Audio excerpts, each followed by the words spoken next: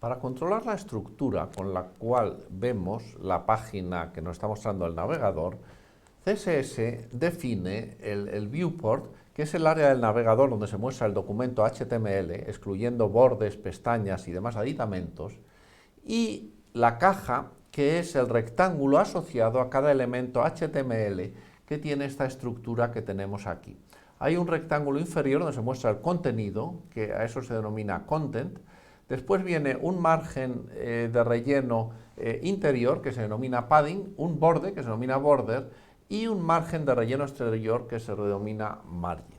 Las dimensiones de la caja se definen con las propiedades width y height, a las que se puede establecer unos máximos y mínimos, que nunca se sobrepasarán, y la propiedad box sizing, que define si width y height se refieren al content box, es decir, al tamaño de la caja esta del contenido, o al border box, al tamaño de la caja exterior del borde.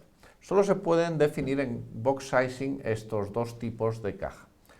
Las longitudes se especifican de tres formas. Están las absolutas, que pueden ser píxeles, pueden ser milímetros, centímetros, pulgadas, también las relativas a la font o las relativas al viewport, que son muy utilizadas para el diseño responsivo.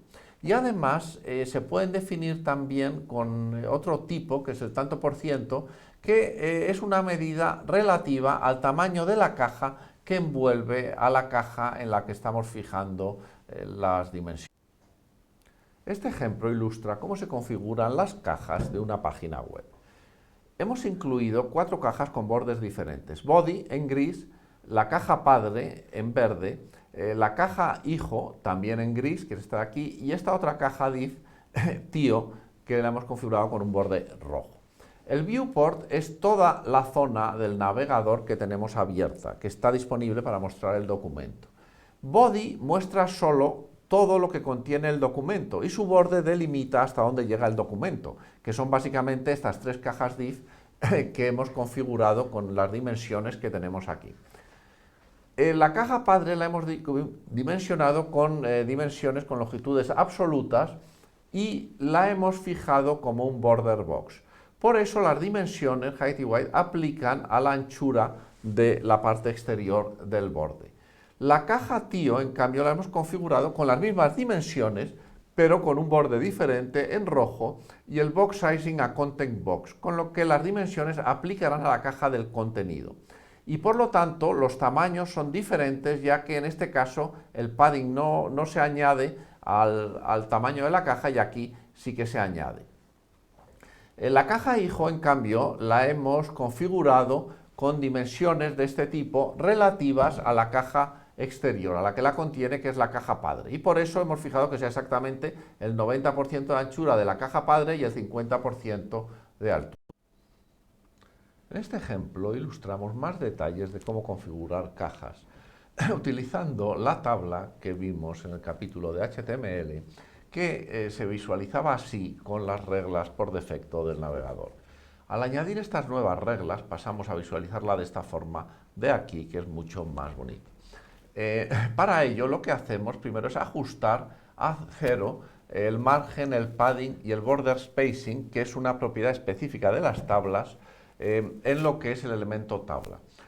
Además configuramos aquí dos propiedades de las fuentes, de los textos. El tamaño 0,8 del tamaño por defecto, para hacerla un poco más pequeñita, y la familia de font que las ponemos en este orden para que apliquen. Y por último ponemos que la parte de arriba del borde, que el borde, cuando ponemos bordar todo, lo decimos solo la parte de arriba del borde, no todo el borde completo del rectángulo, se configure así, con lo cual estamos configurando esta parte de aquí arriba. Después configuramos las celdas de cabecera y de datos, en las que ponemos un padding relativamente grande, de 0,5 veces el tamaño de font, con lo cual, como es 0,8, pues hay una separación bastante mayor de la que hay aquí entre los datos, que queda más bonito, y también configuramos la parte de abajo del borde, de forma que concatenando los bordes de todas las celdas, tanto de cabecera como de datos, se obtienen estos bordes de aquí abajo. Y por último, se configuran aquí los fondos en dos niveles de gris que también ayudan a diferenciar las cabeceras de los datos. La cabecera es un gris un poco más oscuro y los datos un gris un poco más clarito.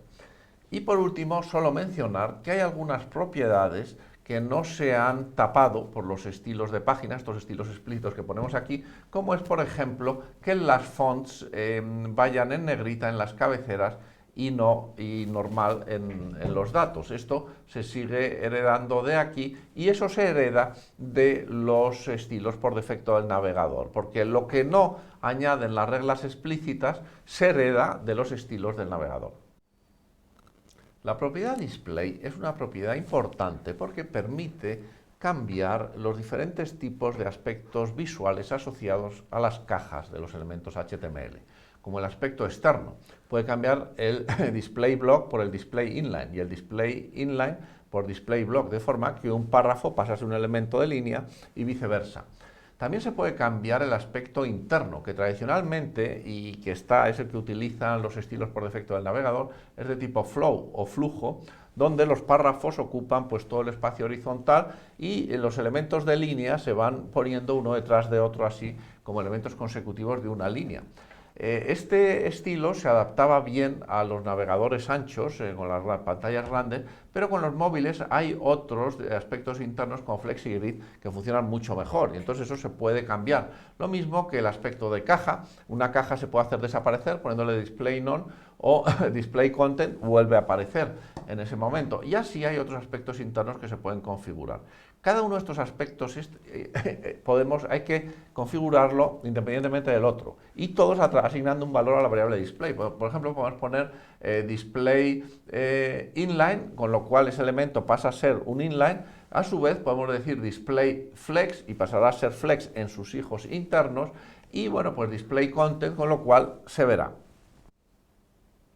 El aspecto interno de tipo flow es el aspecto tradicional, el que utilizan también los navegadores por defecto. En este, los elementos de tipo block son como párrafos que ocupan todo el espacio horizontal y introducen una separación en blanco con el siguiente párrafo. Y los elementos de tipo inline ocupan solo el tamaño que tiene la caja al final de donde esté la línea en ese momento. De forma que los inlines se van poniendo unos detrás de otros en la línea hasta que llegan al final, entonces vuelven al principio de la línea en la siguiente donde siguen posicionándose. Son como elementos de línea o de párrafo, porque sirven para construir los párrafos. Esta secuenciación se puede cambiar para los elementos, para algunos de los elementos, transformados por ejemplo en flotantes. Aquí con float left veremos en el ejemplo siguiente cómo una caja pasa a flotar y el flujo sigue en la parte que deja la caja libre y luego pues cuando pasa de la caja que está flotando pues ya vuelve a ocupar todo el espacio horizontal. También se pueden cambiar con posicionamientos absolutos y relativos. Son modos que son complejos de configurar, pero que permiten hacer también cualquier composición visual.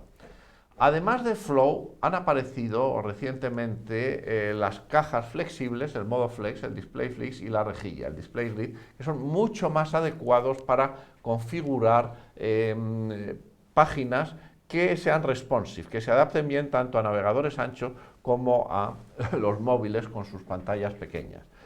En estos existe un contenedor que es el padre, es el elemento que va a tener el aspecto interno de tipo flex o de tipo grid, que lo que está decidiendo es cómo se van a posicionar sus hijos.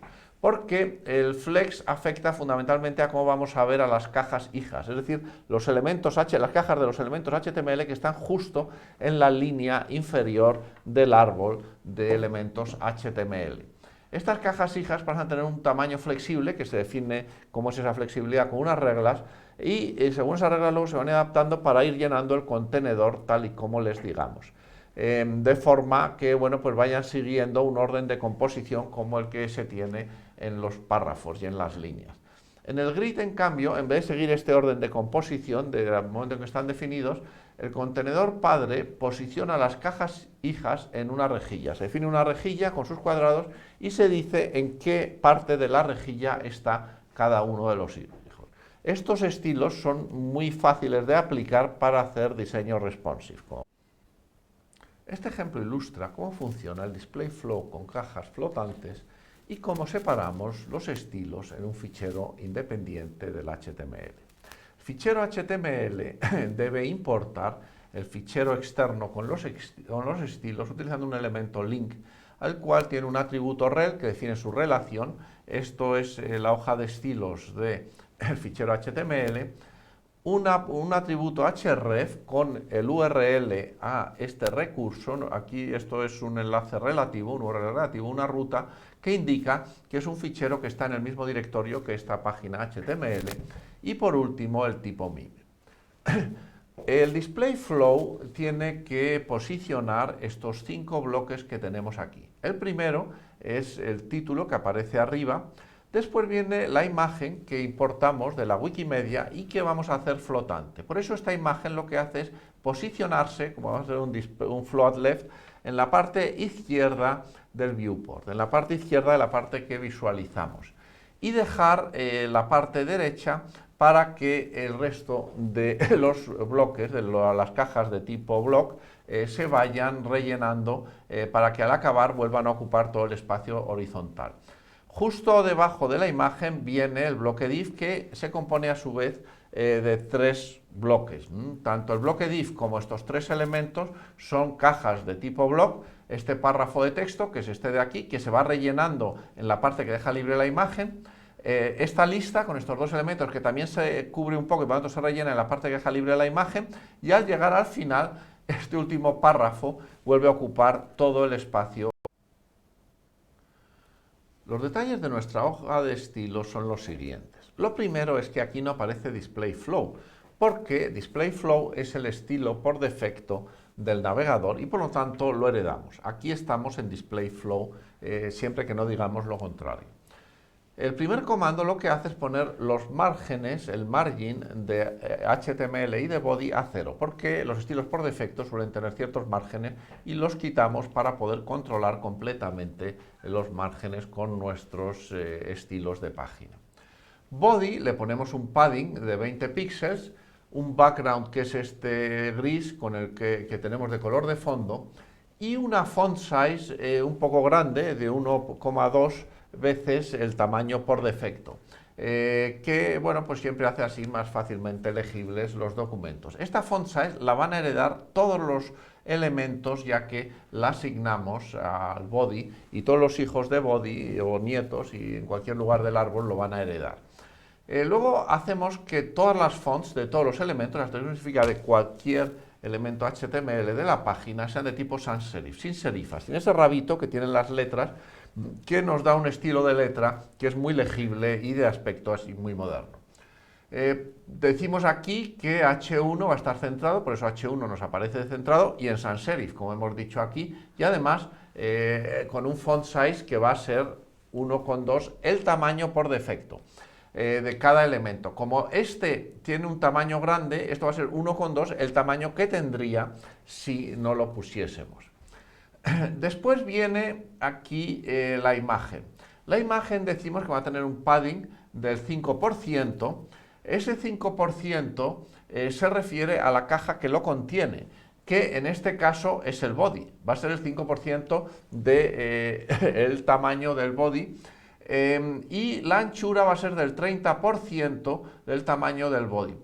Como esto es un content box, lo que tiene configurado por defecto, lo que va a ser 30% es la imagen, es decir, desde este borde blanco hasta el final de este borde blanco de aquí, va a significar el 30% del tamaño de la caja superior, que en este caso es el body. Además, decimos que flote a la izquierda y por lo tanto se nos posiciona en este lado, dejando este espacio de aquí para que el flujo pues vaya rellenando todo lo que no ocupa la foto.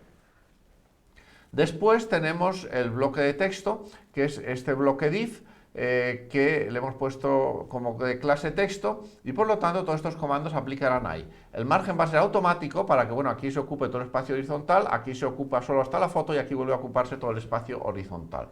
El padding va a ser del 5%, que va a ser el del bloque div, el del bloque, el 5% de body también, porque div está metido dentro de body. su padre es body. Width va a ser el 90% y por lo tanto el texto va a ocupar, porque el width se refiere al content box, el 90% del espacio que va dejando aquí el bloque horizontal, aquí lo que nos deja la foto, y aquí el 90% del bloque horizontal. Y por último dice que el texto se alinee de forma justificada para que todas las líneas acaben exactamente en la misma posición horizontal. Y por último aquí se ponen estos comandos para actuar sobre estos dos bloques span que hemos puesto aquí. Los bloques span son bloques genéricos de línea que les hemos asignado un identificador y una clase, ambos pertenecen a la misma clase y cada uno tiene un identificador diferente, como es obligatorio. Los identificadores de cualquier elemento HTML de una misma página deben ser todos diferentes. Por eso aquí aplicamos un background con este gris un poco más oscuro a los dos elementos que nos aparecen con este background. La caja suya aparece con este background un poco más oscuro y luego cada uno lo identificamos aquí a través de su identificador y le asignamos un color diferente, este verde y este color aquí de tipo morado. Este ejemplo ilustra cómo configurar algunos aspectos de un display flex. En él tenemos un body que tiene tres cajas principales o tres bloques principales que se van a configurar en modo flow, con el display flow, que son header, esta caja div y esta caja footer. Pero la caja central, la caja div, con el identificador caja, tiene tres cajas hijas, nav, main y aside, que vamos a configurar como un display flex para que la estructura de la página quede de esta forma, de forma que tengamos el header arriba, el footer abajo, y dentro del bloque div se nos rellenen en horizontal estas tres cajas, rellenando todo el espacio asignado al bloque div. Para conseguir esto hemos configurado HTML y body para que tengan una altura y una anchura del 100% y un margen y un padding de 0, de forma que ocupen todo el viewport, tal y como se muestra aquí, independientemente de lo ancho o alto que hagamos la ventana del navegador. El font size lo hemos puesto a un tamaño grande, 2,5, que van a heredar todos los hijos, para que se vean aquí las letras en tamaño grande y esta captura quede bien, aunque lo normal es que el header sea mucho mayor que los demás. Luego hemos puesto que header y footer tengan como mínimo un 10% de la altura, para que en los ajustes nunca bajen de ese tamaño, y si el ajuste empieza a ser un poco mayor, pues que se ponga ese pequeño incremento. La caja se configura, el bloque div este con los tres hijos, con una altura del 80%, de forma que 10 más 80 nos da el 100, por eso se rellena completamente con las cajas, que el display sea flex y que el flow sea de tipo row, es decir, las cajas se vayan posicionando en esta dirección, tal y como se muestran aquí.